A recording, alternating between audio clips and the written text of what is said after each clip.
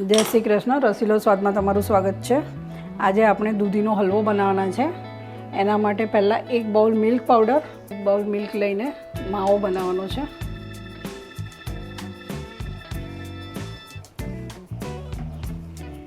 એમાં 1 ચમચી ઘી એડ કરીશું. આપણો માવો તૈયાર થઈ ગયો છે, એને સાઈડ પર મૂકી દઈશું. 2 ચમચી ઘી એડ કરીશું પેનમાં અને 500 ગ્રામ દૂધી છીણીને રાખી છે એ એડ કરી દઈશું. દૂધીને આપણે થોડી વાર સંતળાવા દઈશું, પછી એમાં દૂધ એડ કરીશું.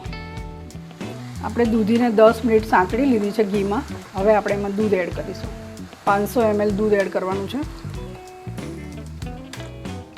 દૂધ એડ કર્યા પછી આપણે એને 10 મિનિટ થવા દઈશું અને બધું દૂધ બળી જાય પછી આપણે એમાં ખાંડ, એલચી અને ડ્રાયફ્રૂટ એડ કરીશું. આમાં થોડું કેસર એડ કરીશું. એલચી, જાવંત્રી અને જાયફળનો પાવડર એડ કરીશું.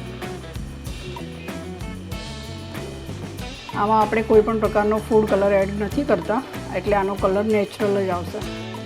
અડધી વાડકી મલાઈ એડ કરું છું. આપણે જે પહેલાં માવો બનાવીને રાખ્યો હતો એ હવે એડ કરીશું.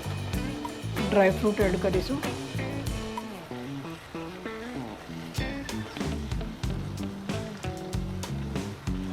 પાંચ ચમચી ખાંડ એડ કરીશું અને તમને તમારા ટેસ્ટ પ્રમાણે વધારે કે ઓછી કરવી હોય તો તમે કરી શકો છો. 1 ચમચી ઘી એડ કરીશું.